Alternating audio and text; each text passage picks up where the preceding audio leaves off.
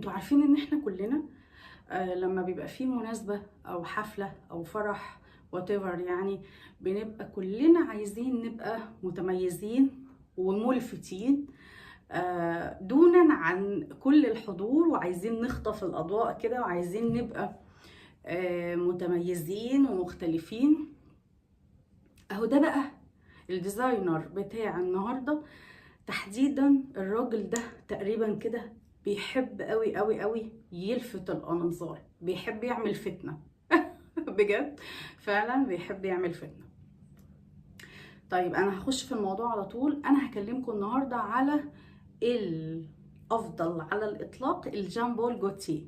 انهو اديشن بقى من الجان بول جوتيه؟ طبعا انتوا عارفين ان انا كل اصدارات الجان بول جوتيه انا بجمعها، سواء بقى رجالي سواء حريمي، لان حتى الرجالي يعني مختلف عن